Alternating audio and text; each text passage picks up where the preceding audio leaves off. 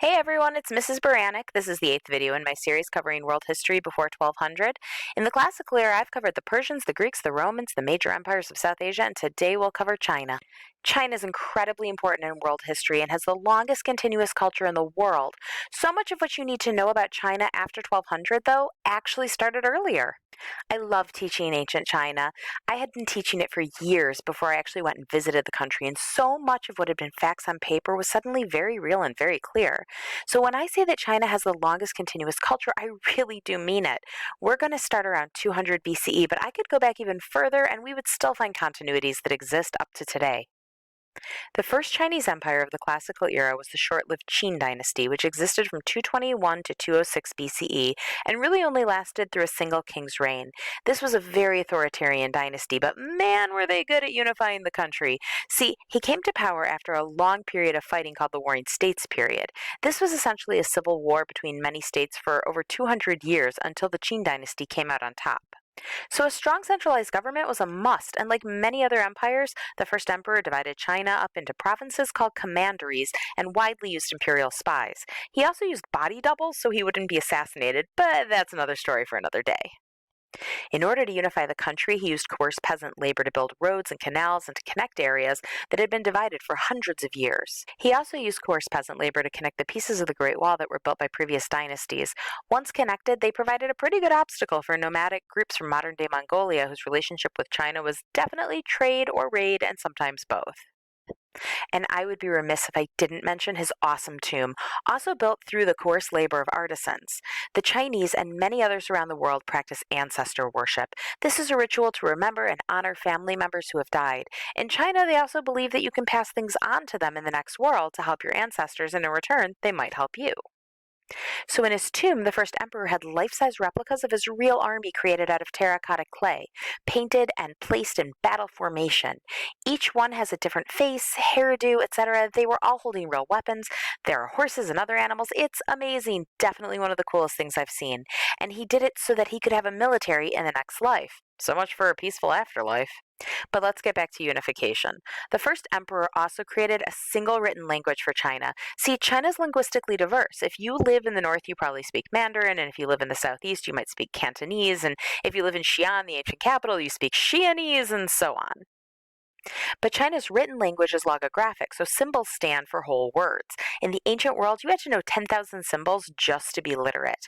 The first emperor's standardized written language meant that you could say gato, and she might say shot, and I might say cat, but we would all write the same symbol. So we might not be able to have a face-to-face conversation, but we could write to each other. And that was good for government, scholarship, and business. And speaking of business, he also introduced a standardized system of weights and measures. So if I order a pound of rice, you know what a pound is, and I get what I paid for.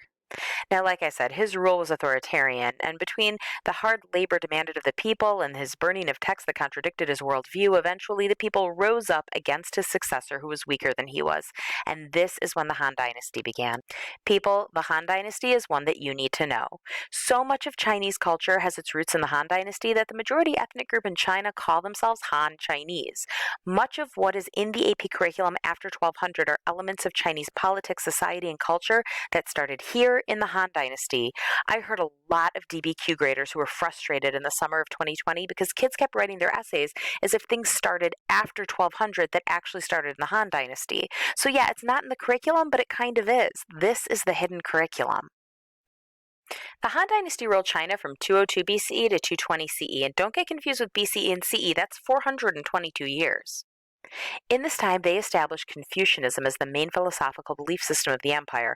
I'll probably get into the weeds on Confucianism in another video, but Confucianism is good for maintaining control. It's all about hierarchies, respect, and family, and at the top of the hierarchy is the emperor who everyone is inferior to. It also became a tool for filling the ranks of their enormous bureaucracy. Instead of just choosing random rich guys to step into power positions, they opened the Imperial Academy that trained scholars in Confucianism. After years of study, they took the civil service exam, and if they passed, they were generally in. This meant that the best and the brightest filled the ranks of the bureaucracy. In reality, only rich people's kids could afford the paper, ink, and books they needed, so there were very few scholar officials who weren't from upper tiers of society, but it was possible for kids from poor farming villages to get in, and sometimes they did. This group of scholar officials was very highly esteemed and became a group of elites we sometimes called the meritocracy because they earned their way in through their merits. Sometimes these scholar officials are referred to in texts as mandarins. Like the Qin dynasty, the Han dynasty also broke China up into commanderies, and the scholar officials were sent to them to administer. It was during the Han Dynasty that the Silk Road began, with an envoy being sent to Central Asia to seek allies and coming back with reports about trade goods.